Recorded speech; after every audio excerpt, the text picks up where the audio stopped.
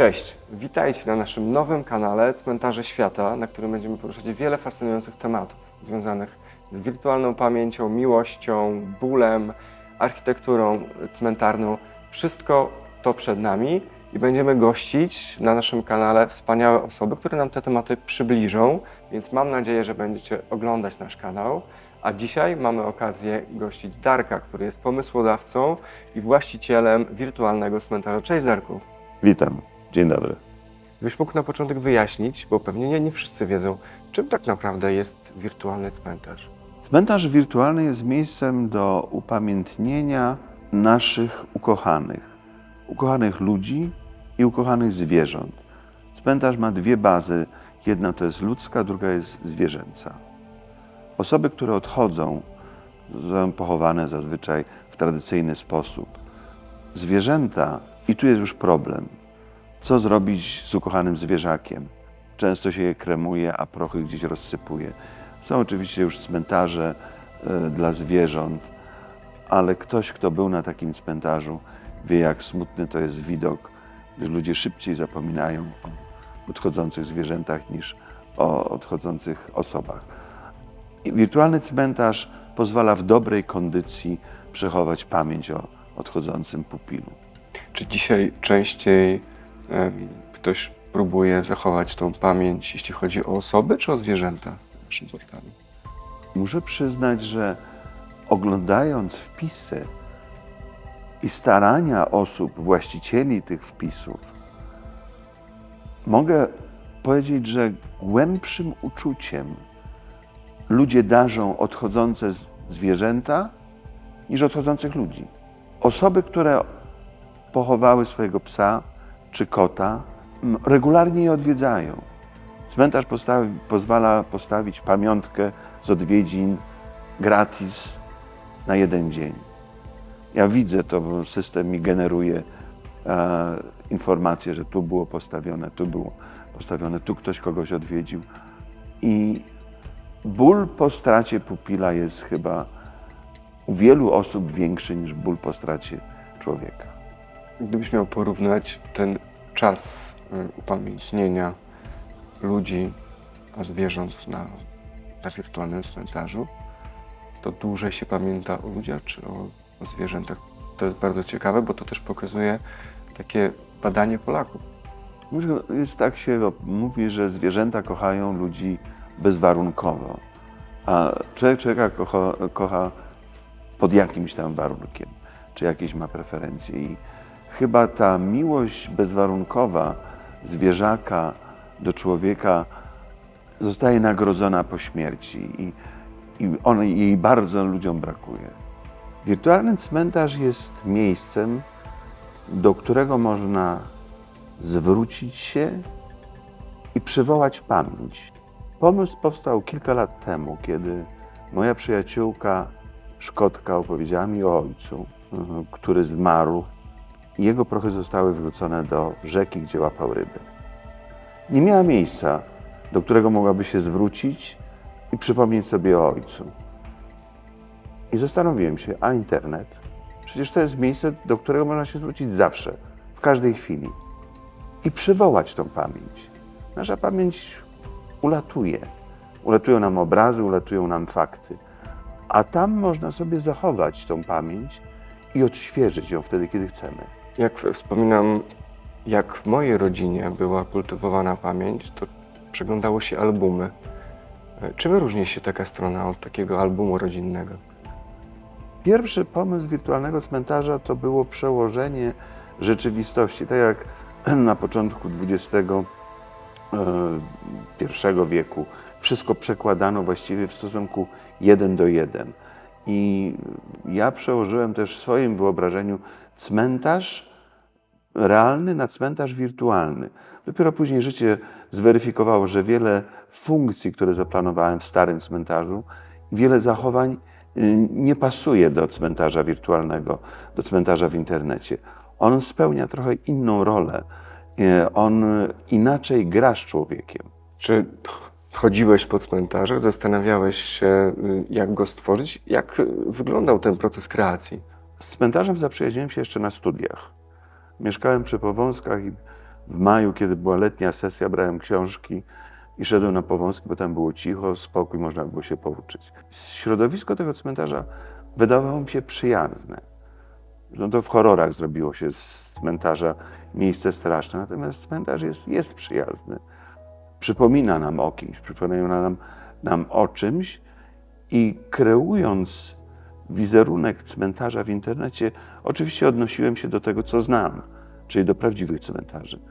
Poza tym pracowałem bardzo długo w turystyce, podróżując po świecie, odwiedzałem różne miejsca i tą wiedzę i te doświadczenia także przeniosłem do wirtualnego cmentarza.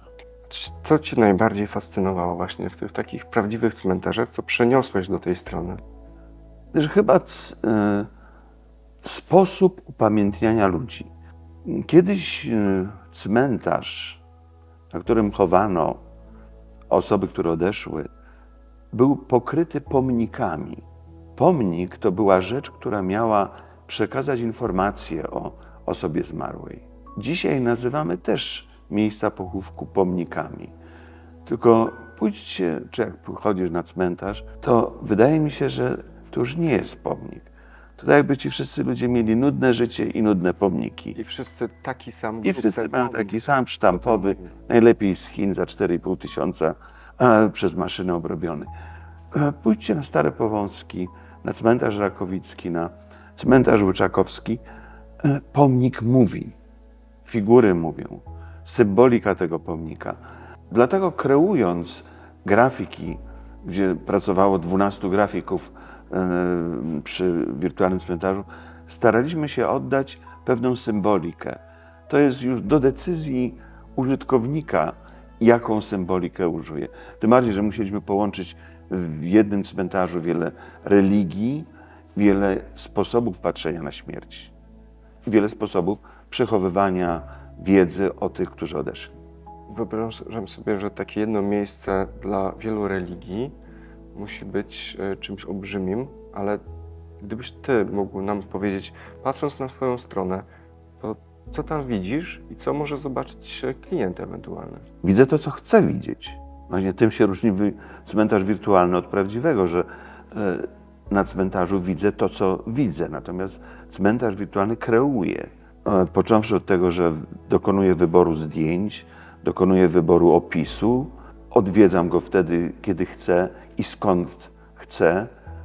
Internet pokonał przestrzeń i czas, a przy migracji, która nastąpiła bardzo silnej w ostatnich 50 latach, trudno jest w ciągu jednego dnia Wszystkich Świętych odwiedzić rodzinę, która jest rozrzucona po świecie, już nie mówiąc po Polsce, ale po całym świecie. Już nie wspominając o korkach i dojechaniu na groby zawsze, kiedy jest święto.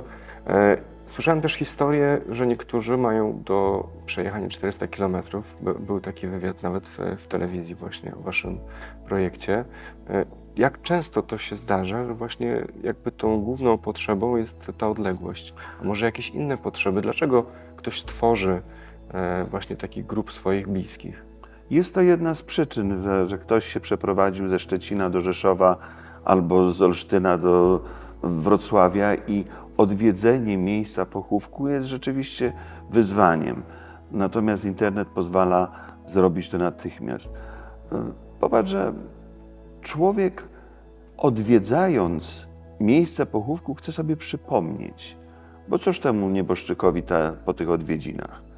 No, tam nie ma już żadnej relacji między tym, co jest w ziemi, a osobą, która odwiedza. To ta osoba odwiedzająca szykuje tą relację, ona robi to dla siebie. I jaka jest różnica między odwiedzeniem grobu ziemnego, a odwiedzeniem grobu w internecie? Efekt jest ten sam. My wywołujemy wspomnienie, a więc wizualizujemy to wspomnienie swoje. Tak jak wspomniałem, że my zapominamy obrazy, twarze. W internecie wstawimy sobie te zdjęcia, te obrazy, które chcemy pamiętać i przywołać je na wypadek, gdybyśmy zapominali.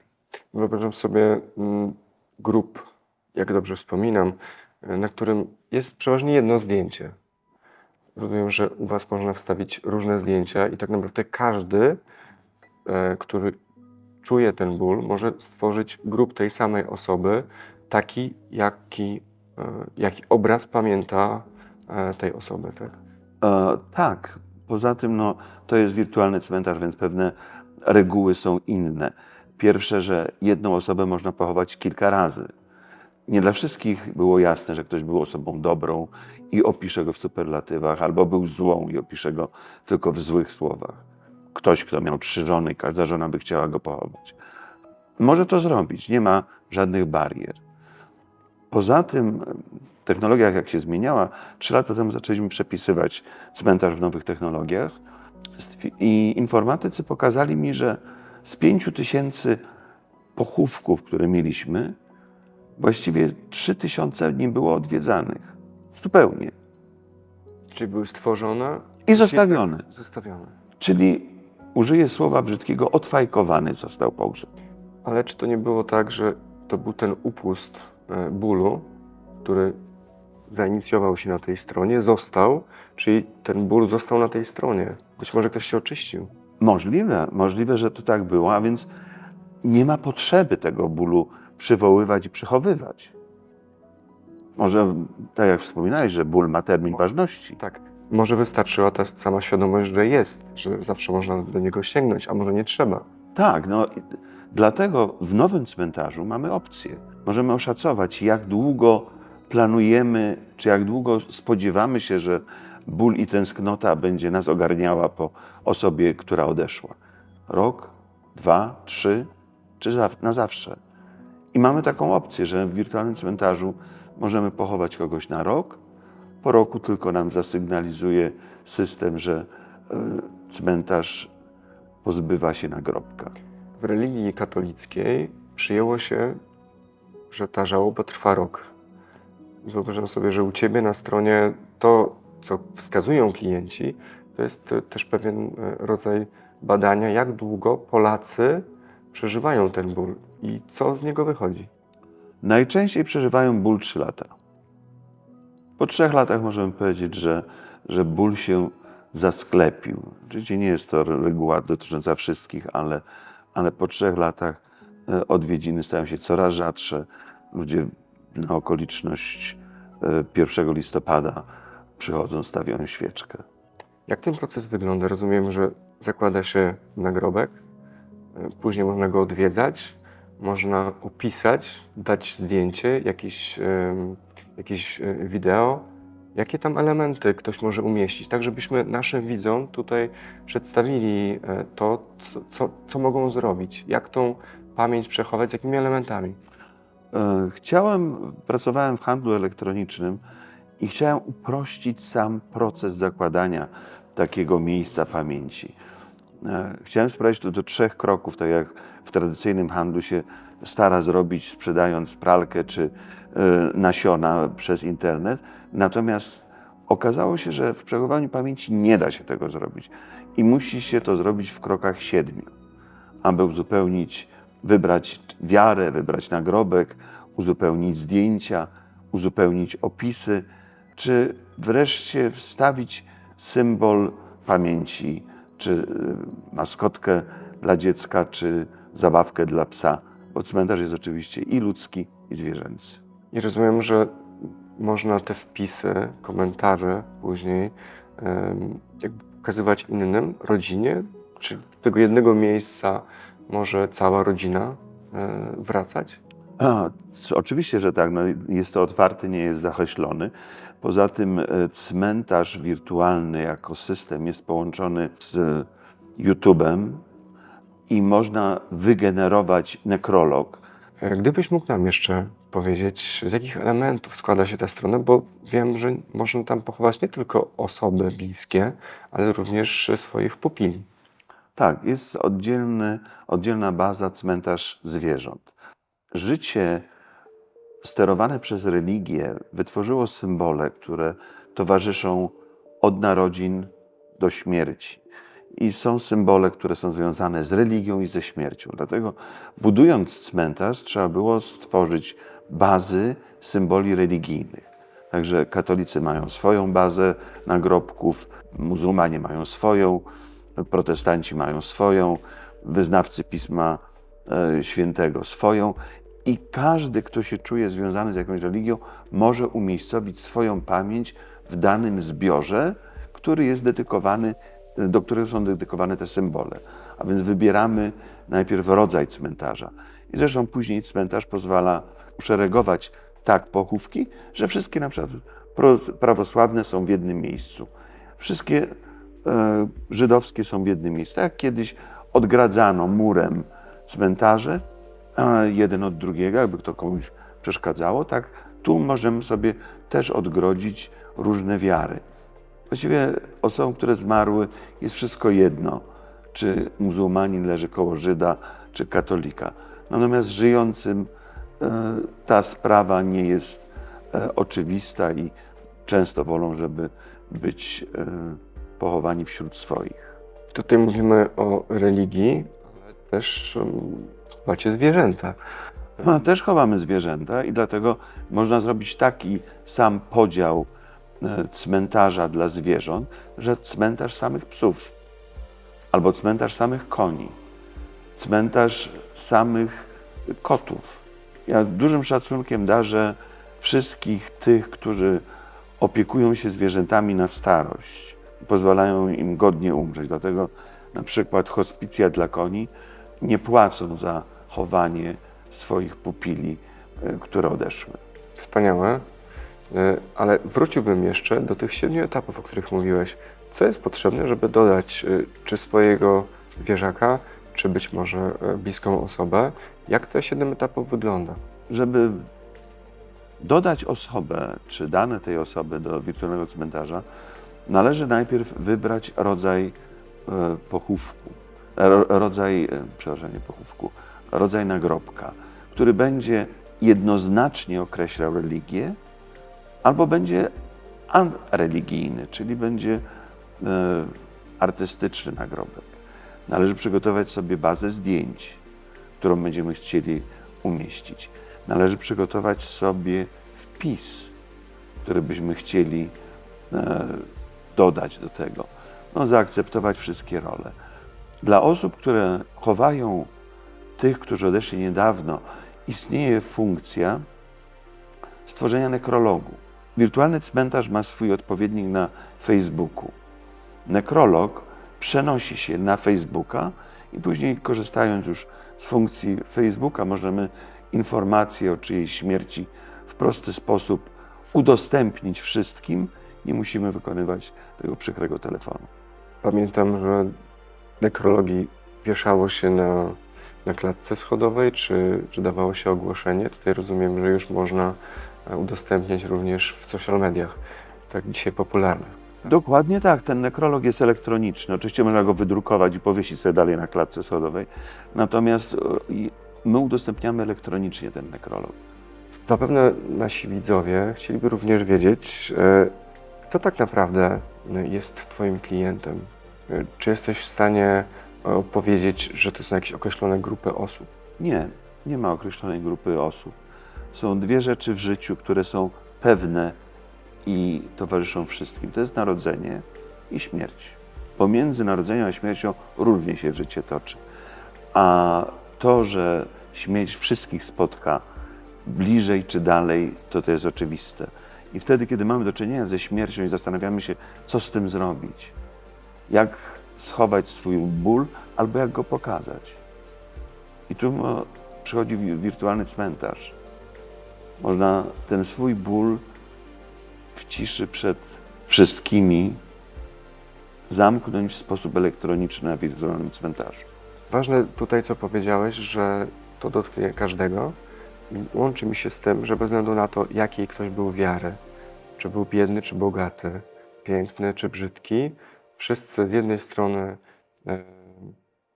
spotkamy śmierć, trafimy na cmentarz, a z drugiej strony też możemy przeżywać ten ból. Tak, śmierć spotyka wszystkich. To chyba wirtualny cmentarz zaczął spełniać większą rolę w związku z migracją i z rozwojem społecznym. Kiedyś rodziny żyły na jednej wsi z pokolenia na pokolenie. Cmentarz był tym miejscem, gdzie prababka była i babka była i rodzice byli. I dzieci będą, i nasze dzieci będą. Dzisiaj ludzie są rozrzuceni po świecie. Nie ma tego jednego miejsca, do którego byśmy mogli wracać. Ludzie podróżują, żyją w różnych częściach świata. Poza tym cmentarz zadedykowałem tym, którzy nie mają swoich grobów. Bardzo dużo jest pochowanych zesłańców. Ludzie, którzy potracili swoich pradziadów, prababki, wywiezionych na Syberię, którzy gdzieś zginęli. I tam są pochowani. Ja sam straciłem swoją babkę w czasie wojny. Nikt nie wie, gdzie jest pochowana, ale na wirtualnym cmentarzu ma swój grób. Marynarze, którzy zginęli na morzu, też nie mają swojego grobu. Gdzie mają rodziny czy przyjaciele do nich pójść, odwiedzić ich? Tworzą im to miejsce w sieci. Też zdarza się, że osoby giną, psy giną, koty giną i być może to jest też dobre miejsce, żeby Tak, ale przeżywać ten ból. znaczy, chyba nie mam przypadku, że ktoś pochował osobę, ktoś pochował psa, który zaginął, czy kota. Raczej wszyscy uważają, że on uciekł. Natomiast są ludzie, których nie odnaleziono, a którzy zostali pochowani. Alpiniści, nurkowie, którzy wiadomo, że wyszli na wyprawę, czy wyjechali, albo uczestniczyli w jakimś wypadku i ich ciał nigdy nie odnaleziono. Wielu naszych widzów pewnie chciałoby się też dowiedzieć, jak drogie jest coś takiego jak właśnie cmentarz na wirtualnym cmentarzu. Historie w sieci krążą, ile to kosztuje, taki rzeczywisty, ile księża każą zapłacić, a jak to jest u Ciebie? Wirtualny cmentarz jest dużo tańszy niż pochówek na prawdziwym cmentarzu. Przechowywanie danych przez rok z grafiką kosztuje 20 zł. Zapłacenie za świecę, która pali się przez rok, to jest 4 zł. Także to są niewielkie pieniądze, a mi pomagają opłacić wszystkie licencje i utrzymać to na serwerach, cały ten system. Jeszcze mówiłeś, że są różne opcje, że można w nieskończoność, na rok, na 3 lata. Jakie są różnice? Opłacenie przechowywania danych na zawsze to jest 50 zł. To jest maksymalny koszt. Pewnie ulegnie zmianie, bo ceny idą do góry, ale też nie będą to wygórowane.